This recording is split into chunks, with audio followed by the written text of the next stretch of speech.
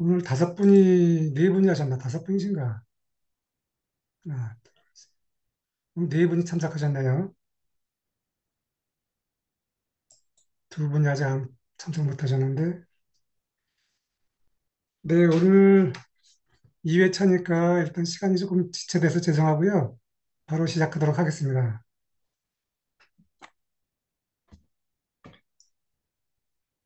지난주에 그래도 1차적으로 미팅을 해서 여러분이 그 주얼리에 대해서 그 기초적인 그 자료를 보셨기 때문에 오늘은 좀 여러분이 조금 이해를 쉽게 하실 수 있을 것 같아요. 그래서 오늘은 본격적으로 주얼리를 어떻게 해야 될지, 그래서 오늘은 전체적인 내용이 주얼리에 대한 내용입니다. 그래서 여러분 요거를 주얼리에 대한 기초적인 지식을 갖고 이제 스몰 비즈니스를 넘는 그런 방법을 시작하면 되겠습니다. 지난주 일주일 사이에 저는 전화를 두 통을 받았습니다. 그 유튜브에서 그 아드님이 이제 보석 감정사를 시작하는 분이 계셔갖고 그 어머니가 주얼리를 해보고 싶다 그래서 또 전화를 받았고요. 한 여성분은 이제 그립에서 라방을 하는데 주얼리를 한번 내가 코칭해 주면은 그립에서 라방을 할 수 있다라는 그 두 건의 전화를 받고, 사실 이 주얼리가 제가 처음에도 말씀드린 것처럼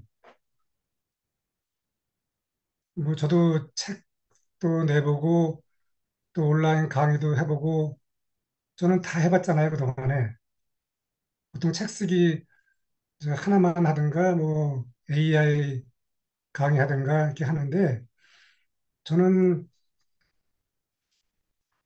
주얼리 창업도 해보고 지식 창업도 해보고 했기 때문에 우리가 한 가지를 꾸준히 하는 게 좋은 것 같아요. 제가 볼 때는. 여러분도 잘 아시지만 이 SNS라고 하는 것이 이것저것 하는, 그때도 우리 홍대 입구에서 말씀드렸지만 저는 블로그를 그렇게 오래 하고 여러 가지 아이템을 취급하는데, 그 50대 여성은 그 블로그도 한 뭐 10줄짜리 7개 쓰고도 블로그 마켓 승인이 나는 걸 보면은 우리가 이제는 주얼리를 여러분이 이제 시작을 하셨으니까 또 이 주얼리 하나를 통해서 여러 가지 이제 파생할 수 있는 그러한 그 실마리를 제가 잡았거든요. 스마트 스토어도 잘 하시고 또 이 AI도 하니까 이 블로그까지도 쓰게 되면은 이 블로그, 인스타그램, 스마트 스토어 세 개만 하게 되면은 조금 시간이 걸리겠지만 이 주얼리 창업을 통해서 여러분이 성장하는 데는 큰 어려움이 없을 것 같아요. 저는 또 최근에 그 인스타그램 공동구매를 전문적으로 하는 분이 연락이 와서 그분이 제 주얼리를 한번 해보고 싶다고 해서 저는 지금 다음 주에 그분한테 제가 주얼리를 이제 도매로 해보자고 하는 분 연락이 왔는데, 이렇게 우리가 뭐 수많은 그 창업 아이템이 있지만 이 주얼리가 굉장히 이 시대를 이렇게 흐름을 많이 타잖아요. 코로나 시기에는 건강식품이 또 관심이 많았고 요즘에 K-뷰티라고 해서 이제 화장품도 많이 또 인기를 끌고 있는데, 사실 내가 직접 그 제품을 개발해서 판매한다고 하는 것은 거의 불가능한 일입니다. 그게. 그 장희정 대표님이 그때 그 면역한 그 건강식품을 그 회사가 하는 거기 때문에 이처럼 내가 상품을 개발해서 한다고 하는 것은 굉장히 그 시간도 많이 걸리고 또 어려운 일이지만 제가 이렇게 오랫동안 주얼리를 취급해오고 나서 주얼리를 만들어서 이렇게 하게 되면은 우리가 보통 무임승차라고 하잖아요. 그러면 쉽게 이 주얼리 창업을 통해서 인스타그램 계정을 통해서 수익을 내는 방법이 하나 있고, 스마트 스토어를 또 하거나 요즘 또 쿠팡이 요새 굉장히 인기잖아요.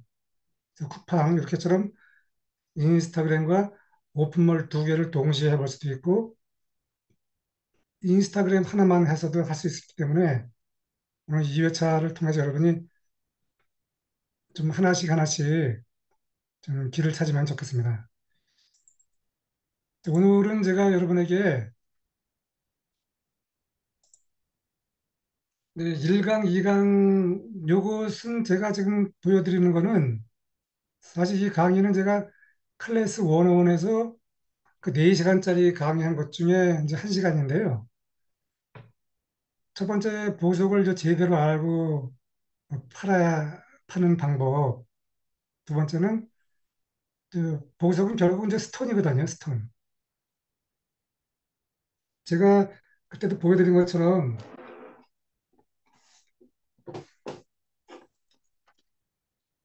이 주얼리는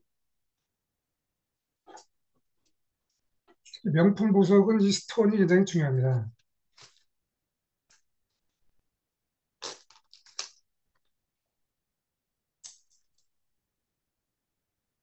제가 요 보여드린 요 십자가, 요거는 십자가 중인데 요게 십자가 소 내가 보여드렸죠. 그 십자가 소짜리가 그 티파니 명품 브랜드에 가면 한 300만 원 정도 판매가를 하는데 이 결국 이제 스톤 값이 올라갈수록 스톤 값이 굉장히 가격의 비중을 차지하죠. 그리고 주얼리를 가격을 어떻게 책정할 것인가. 그다음에 4강에서는 제가 갖고 있는 그 주얼리가 명품 보석에서 오랫동안 인기를 끌고 있는 디자인이기 때문에 그 명품 보석에 가성비가 할 땐 좋잖아요. 그럼 제가 십자가 소짜리를 300만 원짜리를 내가 착용할 수 있지만 여기 실버 주얼리 10만 원짜리를 구입하더라도 여러분이 착용하고 다니면은 그 명품 보석과 제가 갖고 있는 이 마이젠 주얼리가 큰 차이가 없거든요. 사실 십자가 솔리테어 처음에 내가 보여드린 솔리테어 그거는 디자인이 이렇게 흔치는 않아요. 거의 클래식 디자인인데 십자가 디자인은 종류가 굉장히 많습니다.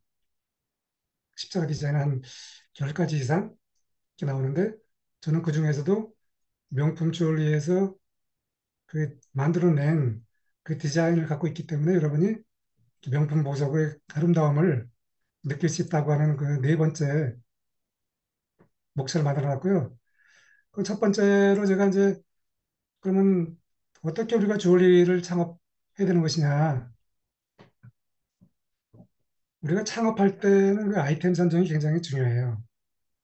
그 아이템 선정을 잘 하면은 근데 그것이 반드시 시장성이 있어야 되잖아요. 우리 모든 것이 마찬가지죠. 다 시장성이 있어야 되는데 저는 제가 처음부터 디자이너가 아니기 때문에 또 저도 나중에는 제가 이제 뭐몇 년이 지나면은 저도 사실은 마이젠 주얼리 디자인을 제가 개발해야 되는데 뭐 그러다 보면 제가 또 비용이 많이 들어가잖아요. 또 디자이너도 채용하려니까 저도 내가 뭐 돈이 좀 있다라고 하면은 디자이너도 고용해서 마이젠으로 디자인을 개발해서 판매하면 되는데 사실 여러분도 잘 아시겠지만 그 디자인이 또 얼마나 잘 호응을 받을지 그거는 이제 미지수잖아요. 제가 이제 그 마이젠 주얼리를 개발하고 나서 제 독자적인 그 디자인을 개발하려고 내가 종로에 가서 주얼리 디자이너도 한 두세 명 만나봤는데 이분들이 자기가 개발한 게 그 사실 좋은 디자인이 꼭 잘 팔리는 것도 아니에요. 그 명품 보석도 여러분도 잘 아시지만 그 프라다 명품 이태리 가방이 있잖아요. 그 프라다가 예전에 그 가죽백을 만들었는데 그 가죽백이 거의 판매가 좋지 않았습니다. 그래서 그 프라다가 굉장히 어려움을 처했었는데 이렇게 세계적인 브랜드도 그 많은 돈을 투자하고 한 것도 그 디자인이 고객이 외면하는 경우가 있습니다. 그래서 이 디자인은 굉장히 중요하다는 것이죠. 그리고 디자인은 반드시 또 이게 성장성이 있어야 됩니다. 성장하지 않으면은 이게 중간에 가서 우리가 보통 창업을 하다 보면은 신문에 보면은 5년 만에 뭐 문 닫는 사람들 그 비율이 나와 있잖아요. 그래서 이 성장성이 있어야 되기 때문에 제가 여러분에게 보여드린 그 5가지, 7가지, 총 7가지 보여드렸죠. 그 디자인은 뭐 어느 때든지 성장성이 있기 때문에 음, 지금 제가 보여드린 이 디자인을 갖고 여러분이 시작한다고 하면은 성장하는 데는 큰 문제가 없습니다. 그 2단계, 3단계를 갈 때는 이제 그 다음 문제고 1차적으로 보여드리는 7개 디자인 그거를 갖고 시작하는 하면 여러분이 큰 어려움이 없을 것입니다. 그다음에 뭐 디자인을 좋고 성장성도 있지만 결국은 이제 수익하잖아요.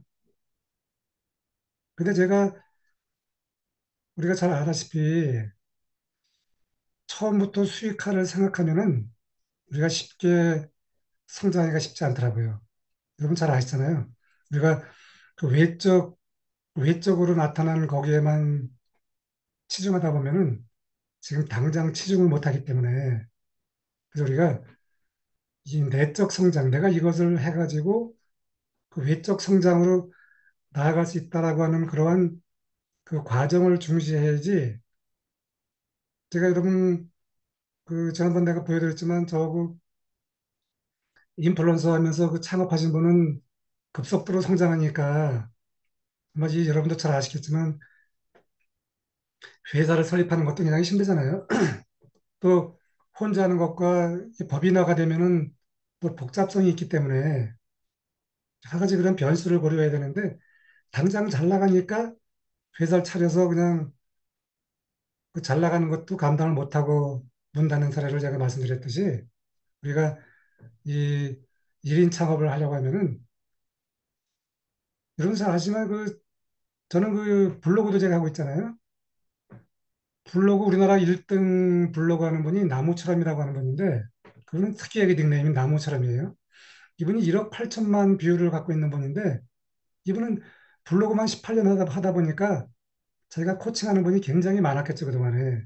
그런데 거의 많은 사람들이 5년을 넘기지 못하고 중간에 그만두는 사람이 많다고 하는데 제가 공교롭게 이제 6년 차가 접어들었잖아요. 혼자 창업한 지가. 그래서 벌써 이 시간은 참 빨리 흘러가는데 우리가 이 초반에 좀 기초적인 그 주춧돌을 잘 쌓으면은 오랫동안 성장할 수가 있습니다. 그래서 수익성은 우리가 그렇잖아요. 뭐 수익을 얼마 낼 수 있다. 저도 이제 온라인 강의를 많이 들여다보면은 그 수익화에 대해서 굉장히 다 관심이 많잖아요. 결국은 이제 수익화가 없으면 아무것도 아닌데 그렇지만 그 수익화라고 하는 것은 내가 준비하기에 나름이다. 저는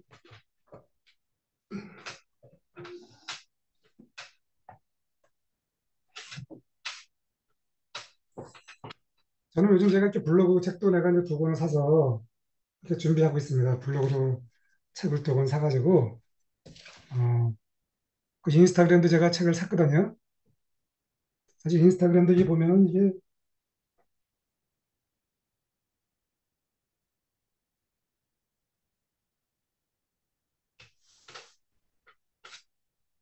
자, 인스타그램도 제가 이제 책을 하나 샀어요. 그래서 여러분이 인스타그램이 뭐 모든 SNS가 내가 오랫동안 제가 주얼리 분야에 오래 있었으니까 명품 보석을 다 알지만 이 로컬 보석 들어온 지가 얼마 안 되잖아요. 이처럼 이 온라인이라는 채널이 정말 그 태평양 같은 것 같아요. 그래서 이 인스타그램 계정을 만들어서 그런데 제가 그동안 저도 가게를 그동안 많이 들어보니까 어느 분은 뭐 100명 정도 팔로워가 있는데도 불구하고 공동구매를 해서 수익을 내는 분이 있더라고요. 그러니까 뭐 팔로워가 많으면 좋겠지만 꼭 많다고 해서 수익화 되는 것도 아니고 저와 같이 했던 분들이 그렇게 팔로워가 많지 않았잖아요. 그래서 수익을 냈는데 우리가 이 인스타그램 공동구매이기 때문에 그 인스타그램에 대해서 좀 더 깊이 있게 그 대신에 제가 주얼리 했던 분 중에서 그 오스카 진주라는 분은 그 7길 하다가 이제 주얼리로 완전히 전향을 했잖아요. 그것처럼 한 가지를 오랫동안 하시는 분이 결국은 오랫동안 그 성장을 하고 좋은 결실을 맺는 것 같아요. 그분은 그 저도 몰랐는데 그 계정에 들어가 보니까 그분이 주얼리 인플루언서 협회에 무슨 상까지 받았거든요. 그러니까 이렇게 한 가지를 집중한다고 하는 것이 굉장히 중요한 것 같아요. 자, 그다음에 제가 이제 말씀드렸듯이 그날 말씀드렸죠. 이 실버와 골드와 이제 플래티넘이 있는데 저도 최근에 그 우리 강의 때 들어오신 분 중에 한 분인데 그분이 그 사모님한테 18K 주얼리를 한번 선물해주고 싶다고 해서 저한테 이제 톡으로 왔는데 18K는 원가가 14K에 거의 한 두 배는 되는 것 같아요. 그래서 저는 이제 18K도 제가 하나 샘플로 만들어 볼까 하는데 이렇게 주얼리를 할 때 이 실버와 그다음에 이제 골드 18K 그다음에 플래티넘이라고 하는 것은 저 아주 고가의 보석들은 플래티넘을 많이 하고 있습니다. 플래티넘까지 하려고 하면은 이제 스톤이 굉장히 이제 비싸야 되기 때문에 저는 여러분에게 이 세 가지 귀금속 중에서 제가 갖고 있는 실버 주얼리를 제가 이제 보여드릴 거고요.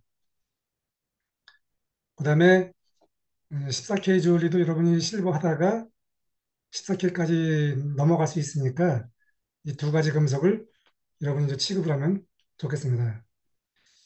실버라고 하는 것이 그 금속을 우리가 자세히 보면은요, 실버는 이제 92.5%가 실버고 나머지가 이제 다른 금속이 들어가 있습니다. 그러니까 7.5%가 다른 금속이 들어가 있는데 이 14K 같은 경우에는 58.5%가 금속이고 그다음에 구리가 12.5%가 들어가 있으며 그다음에 실버가 12.5%가 들어가 있습니다. 그다음에 화이트 골드 14K는 그러니까 옐로우 14K는 구리가 29%인데 14K 화이트 골드는 구리가 23.5%입니다.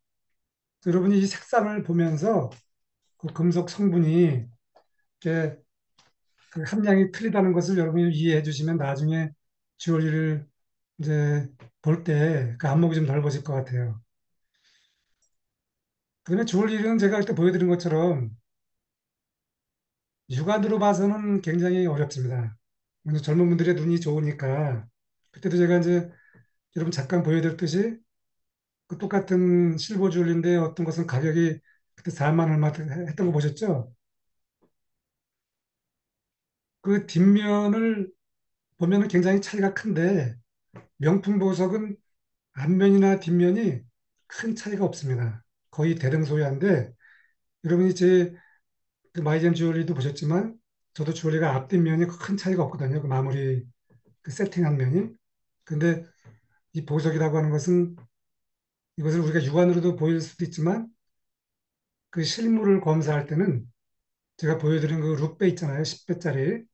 그 룻배로 작은 부분까지 보면서 그렇게 검토해야만 주얼리에 대해서 그 검수를 하는데 우리가 불량품인지 아닌지 확인할 수가 있습니다. 그 저는 이제 주얼리를 이렇게 봤잖아요. 제조업자한테. 그럼 제가 집에 와서 앞에서 그걸 보면서 바로 뭐 내가 체크해서 이래라 저래라 하면 또 사람마다 또 보는 견해가, 왜냐면 주얼리는 마지막 터칭을 손으로 하는 거잖아요. 나머지 대다수 우리가 공산품은 기계로 하는 것이기 때문에 다 똑같이 나오지만 주얼리는 마지막 터칭은 거의 대다수가 사람이 하게 돼 있습니다. 그래서 똑같은 십자가 주얼리나 똑같은 주얼리라 하더라도 실물을 사다 보면은 그 마지막 터칭이 다 틀리기 때문에 우리는 이 여러분이 나중에 이제 성장을 해서 내가 새로운 것을 한번 사보겠다라고 하면은 이 검수를 철저히 해야 됩니다. 그다음에 보관 방법도 굉장히 중요하죠.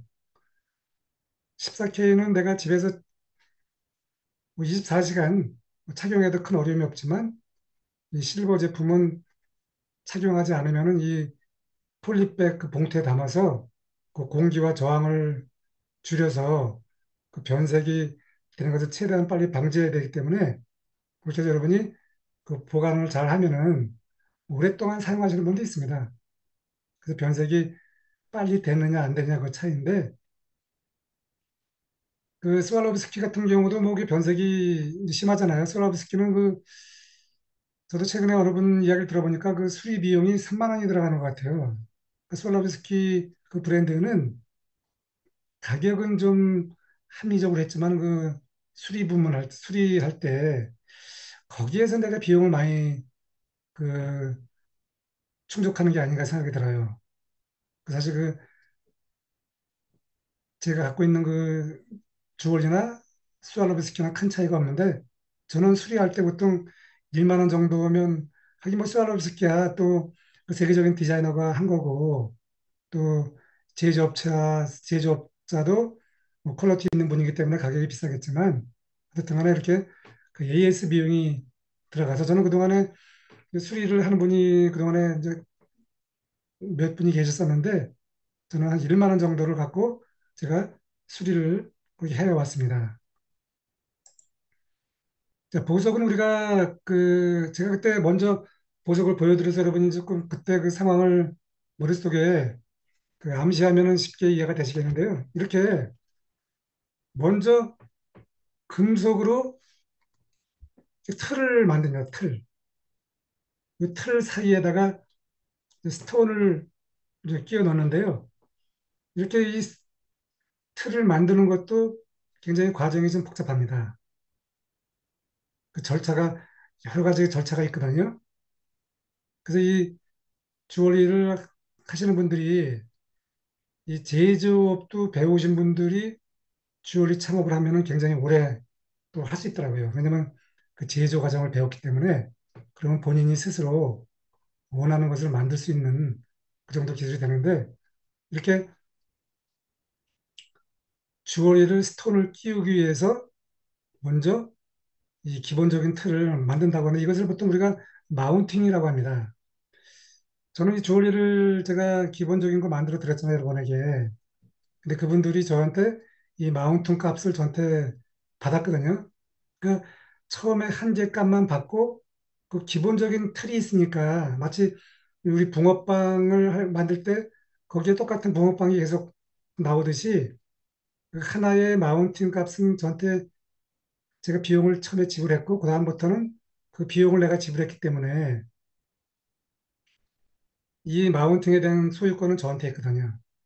그래서 저는 이 제가 처음에 비용을 지불했던 그 마운팅 값을 통해서 공동구매할 때 이 틀이 제가 갖고 있으니까 그 제조업체 이거 갖고 제가 계속 뭐 10개건 뭐 20개건 이렇게 주문받아서 그걸 제가 이제 생산하는 것입니다.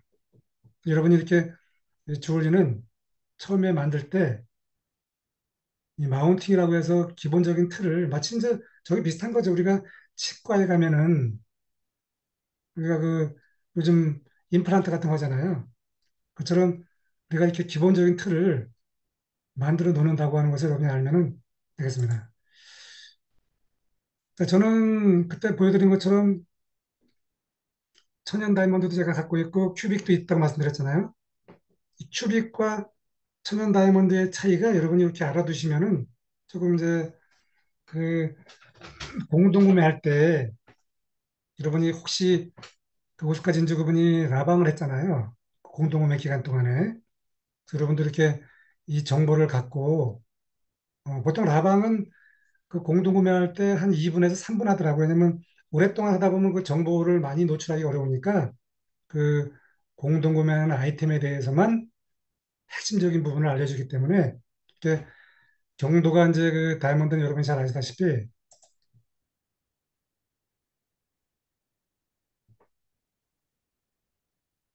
이 김대영 대표님이 오늘 참석을 못 하셨나 보죠?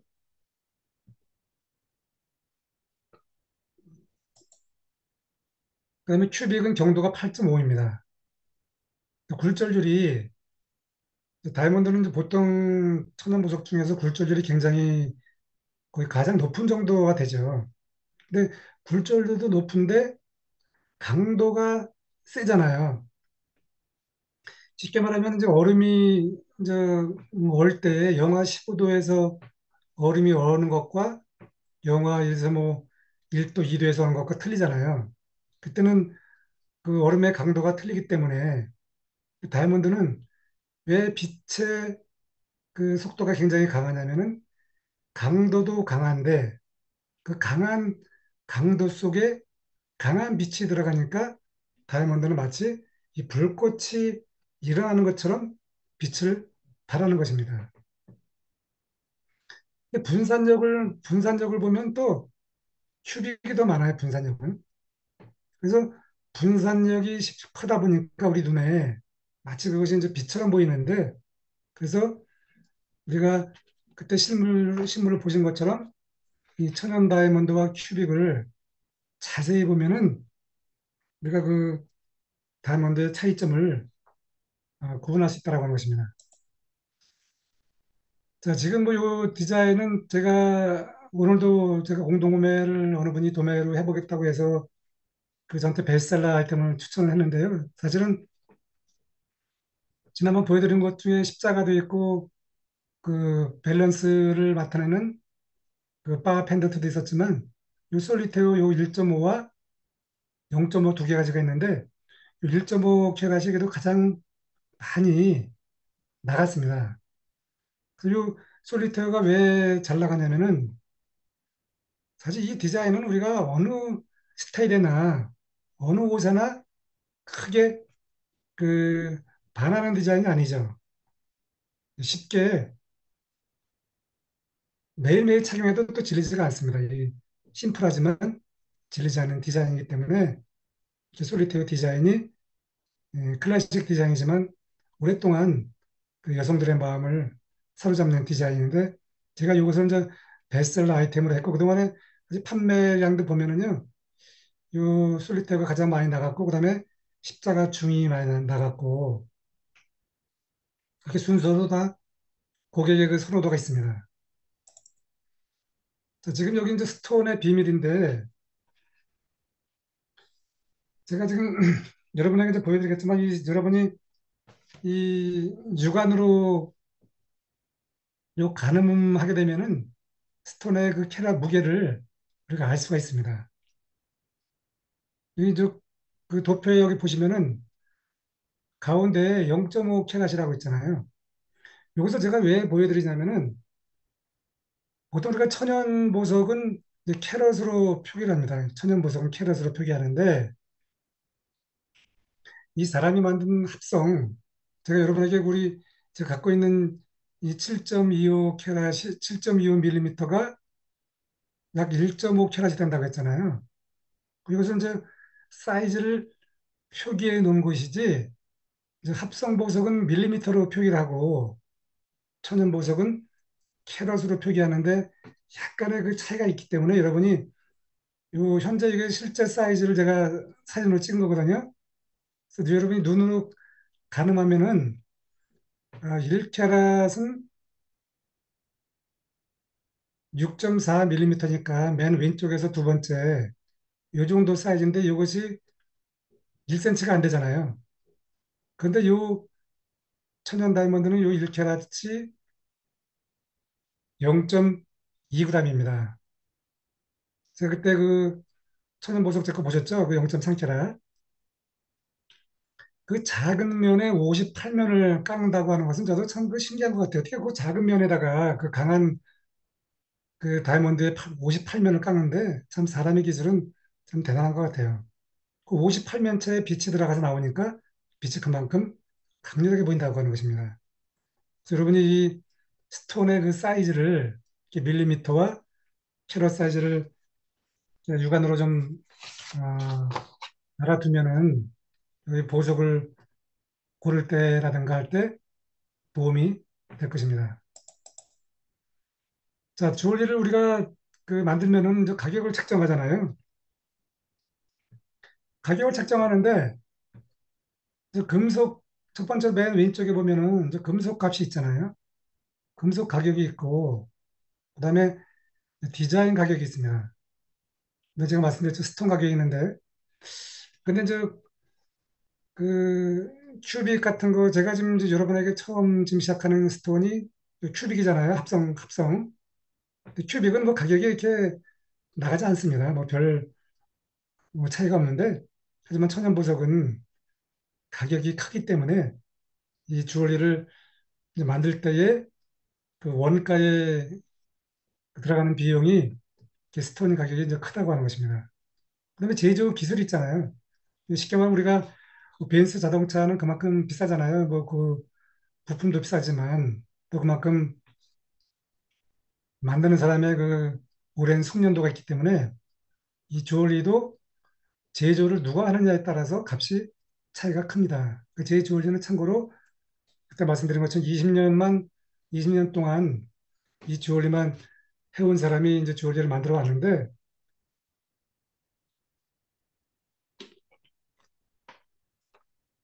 그래서 우리가 그때 잠깐 네이버에서 검색해서 보았듯이 주얼리가 값이 틀리는 것은 그 만든 사람의 숙련도 차이기 때문에 이렇게 주얼리를 제작할 때 우리가 가격에 대해서 이와 같은 부분을 다 포함하는 것이다라고 생각하면 되겠고요. 그다음에 제조 시간이 있습니다. 제가 처음에 여러분 말씀드렸지만 중국에서 제품을 만들어 왔다고 했잖아요.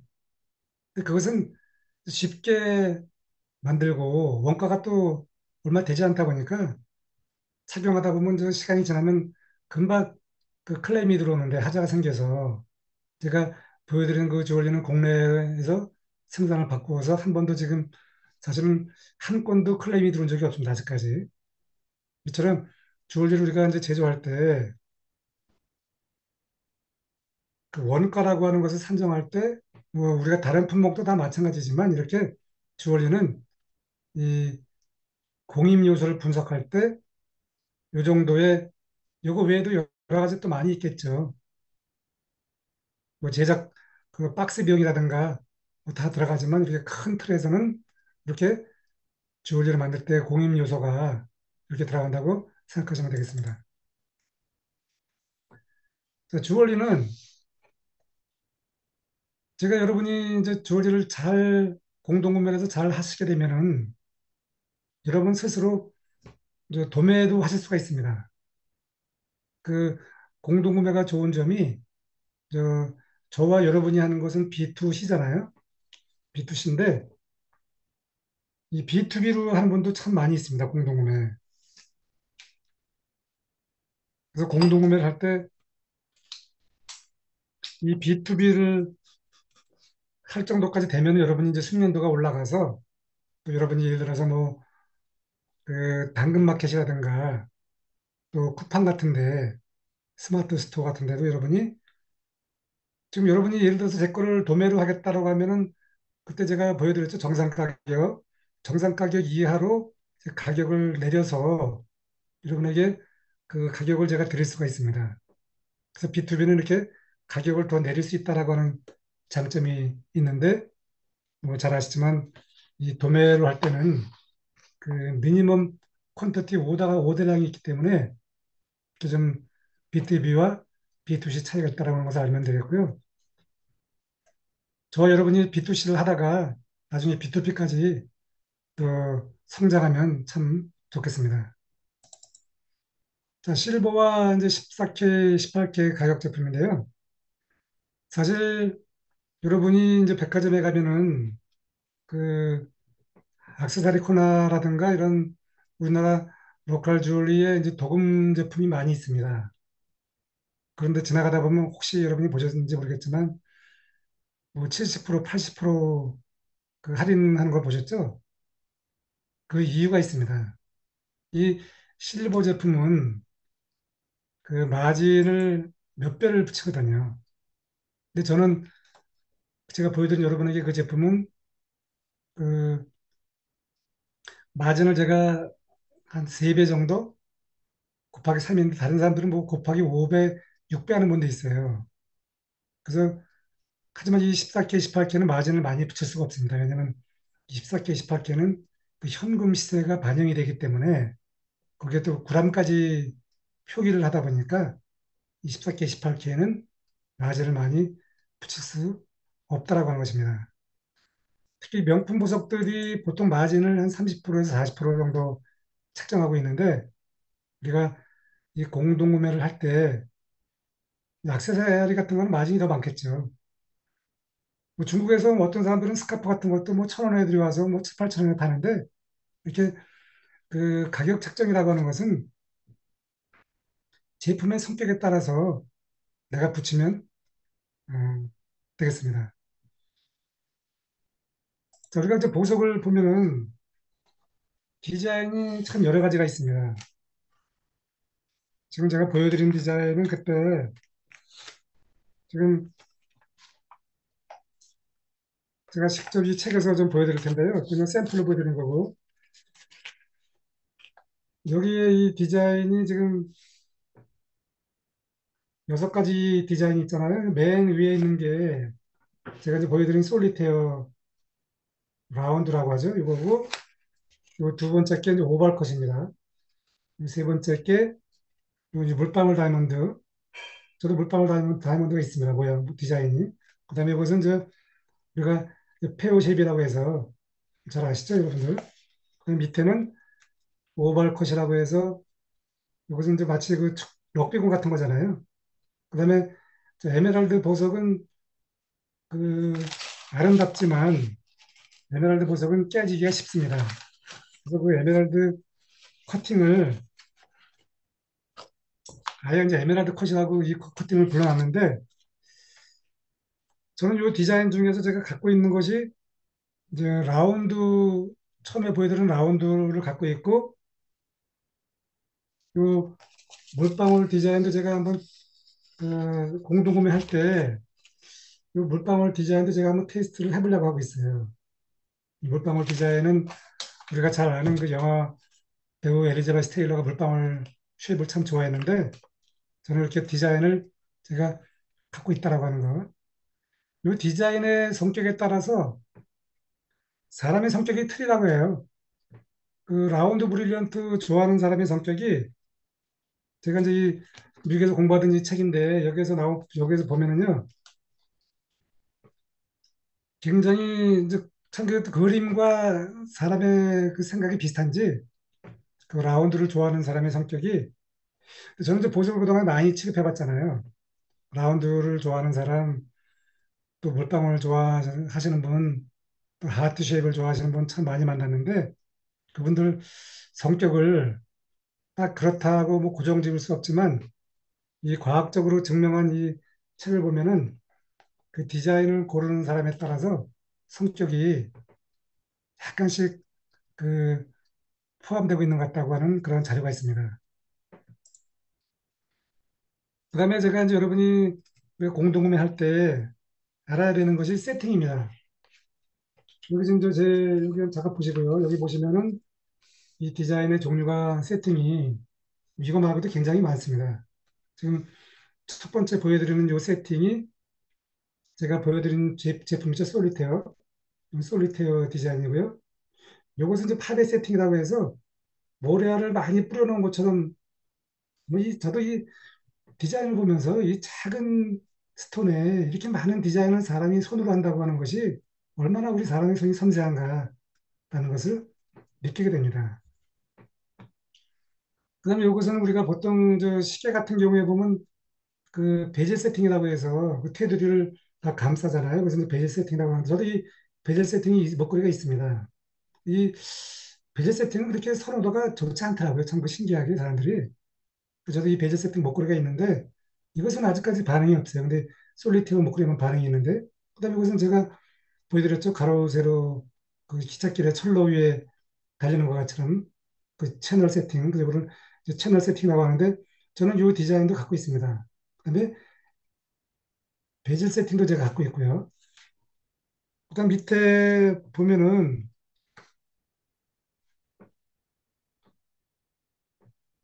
이것은 우리가 또 뭐 명품 보석에서도 많이 취급하는 디자인들인데 뭐 이것까지는 뭐 여러분 있는 것만 알면 되시겠고 제가 갖고 있는 디자인은 이 솔리테오 디자인과 이 채널 세팅 이 두 가지 갖고 있는데 제가 이 솔리테오와 채널 세팅을 선정한 이유가 있습니다. 이 디자인은 왜 제가 선정을 했냐면은 그래서 이제 어느 옷에 입어도 보통 우리가 옷을 입다 보면 비싼 옷을 입다 보면은 이 마운팅한 부분이 옷에 걸려서 보프레이가 날 수 있잖아요, 옷에. 근데 이 디자인은 어느 옷에 입어도 뭐 그 어려움이 없는 디자인이고 또 평상시에 그냥 몇 번 여러 번 착용해도 질리지 않은 디자인이기 때문에 이렇게 보석 세팅 종류를 알면 되겠고요. 그다음에 제가 이제 나석을 왜 좀 말씀을 드리냐면은 제가 여러분에게 보석을 우리가 이제 처음에 구입할 때 저는 이 보석을 세팅할 때 나석을 제가 구입을 하거든요. 근데 우리가 이제 나석을 구입할 때 제가 여러분에게 이제 알려드리고 싶은 것이 음, 여기 잠깐 보시겠어요? 여기 그림 여기 보시면은 보석을 옆에서 볼 때 이 모습의 저 가운데가 있잖아요. 그럼 윗면과 아랫면이 만나는 면이 딱 선이 마주치는 면이 있습니다. 요런 스타일의 스톤이 좋은 품질의 보석입니다. 사실 이것까지 안다고 하는 것은 뭐 여러분이 좀 어려운 일이지만 하여튼 나중에 기회가 되면 내가 이걸 한번 룻배로 이런 보여드릴 텐데 실제로 좋은 보석은 이렇게 아래 위가 만나는 선이 여기 노란 표시 돼 있죠. 이렇게 아래 위에 그 선이 쉽게 말하면 이제 각을 잡을 때 정확한 각이 나오듯이 이렇게 그 매칭이 돼 있다라고 하는 것이 참 중요한 그런 보석을 고르는데 중요한 요소입니다. 이 나석이라고 하는 것은 아까 보여드린 것처럼 실제로 이 스톤만 갖고 우리가 이제 고르는 거잖아요. 그 스톤을 고를 때 그 나석이라고 하는 것이 내가 어떤 것을 고르냐에 따라서 그 귀금속을 선택하게 되어 있습니다. 지금 여기서 이제 보셔도 마찬가지거든요. 제가 아까 그것은 실제로 이제 책에서 뽑은 건데요. 여기 보시면 여러분이 여기 맨 밑에서 세 번째 요것이 일캐rat인데 이것은 제가 실제로 이제 공부했던 그 책에서 뽑아온 거고요. 아까 보여드린 것은 그 네이버에서 구글에서 추출한 뽑은 건데 이렇게 실제로 이 책에 보면 여러분이 밑에서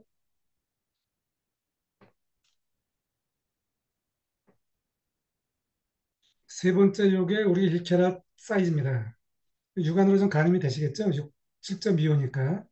이렇게 여러분이 제가 지금 갖고 있는 가장 잘 나가는 게 이 7.25mm 사이즈이기 때문에 여러분이 이 나석을 고를 때 저 기회가 돼서 여러분이 또 오랫동안 하다 보면은 그 종로에 가서 이 나석을 살 수 있는 기회도 생기겠지만 이렇게 나석이라고 하는 것을 이렇게 실제로 내가 골라보고 그걸 만져보면요 참 이거 신비롭습니다. 어떻게 저렇게 빛나는 보석이 땅속에서 나올 수가 있는지 참 그것도 아주 신기하고요. 그다음에 제가 여러분에게 말씀드리고 싶은 것은 이 나석이라고 하는 것이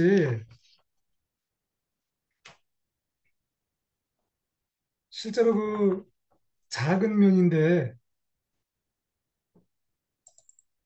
그 천연보석은 이렇게 우리가 육안으로 보면 안 보이지만 실제로 이 확대경을 통해서 사실 제가 이 오른쪽에 있는 그림이 제가 실제로 이것을 로컬에 제가 조리를 한 7개월간 누가 돈을 투자해서 제가 했을 당시에 공동구매를 한 사람인데요. 사실 이 기사가 매경에 기사가 나와 있거든요. 여러분 좀 놀랄 겁니다. 이 공동구매를 아주 전문가가 했는데 이분이 3시간 만에 거의 한 4억 정도를 팔았습니다. 4천 개를 팔았거든요. 여러분 상상이 갑니까? 400개도 어려운데 4천 개를 팔아서 이때 그 주얼리 쇼 호스트를 제가 코칭하던 그 모습인데요. 이건 실제로 그 당시에 제가 그 쇼 호스트 앞에서 내가 코칭하던 모습입니다. 이렇게 이 나석을 보면은요, 그림에 보는 것처럼, 그림에 보면 이렇게 다 그 흉터 같은 게 있잖아요, 이게. 이 흉터 같은 게 있는데, 이 흉터에 있는 모습을 우리 이제 보통 내품이라고 하는 내품을. 그래서 이게 천연보석은 실제로 내가 뭐 스톤을 구입하면은 이렇게 그 감정서에 그 내품물 상태가 어떤지 이렇게 그 감정사가 이걸 그려놨습니다. 마치 엑스레이를 찍으면 우리가 엑스레이에 뭐가 나타나듯이 이렇게 그 천연보석은 보석 자체에 그 보석의 특징이 있다라고 하는 것이죠. 자, 이제 마무리 단계인데요. 자, 우리가 이제 그 가격을 책정할 때 제가 여러분에게 그 솔리테어 그 선물로 이제 다음 주 정도면 제조가 완성이 되면 그 다음 번 만날 때 여러분에게 직접 내가 만나서 드릴 수 있을 것 같은데 아직도 그분이 바쁘신지 좀 시간 좀 더 달라고 하더라고요. 그래서 지금 제조를 하고 있는데 이렇게 우리가 판매 가격을 결정할 때 매입 원가라든가 아까 제가 이제 공인비만 말씀드렸잖아요. 공인비. 제가 이제 그 물건을 받아올 때 거기에는 공인비만 받고 내가 원가를 받아오는 것이고 내가 이제 판매할 때는 거기에다가 배송비라든가 수수료라든가 저는 이제 광고를 아직 안 돌리고 있지만은 그 광고 비용도 다 돌리기 때문에 이것이 포함되면 가격이 좀 올라갈 수가 있겠죠. 그래서 이렇게 우리가 가격을 책정할 때는 여러 가지 요소가 있다라고 하는 거. 제가 그 정상 가격을 해서 제가 배송을 하잖아요. 저는 그 여러분이 정상가를 저한테 주시지만 저는 거기에다가 내가 배송비가 들어가고 또 포장 박스 비용이 들어가기 때문에 이렇게 그 판매 가격과 공인 요소 가격은 틀리다고 하는 것을 여러분이 좀 이해하시면 되겠습니다. 자, 이제 마지막인데요. 결국은 뭐 요즘도 보면 뭐 책 쓰기 보면 강사들이 참 많잖아요.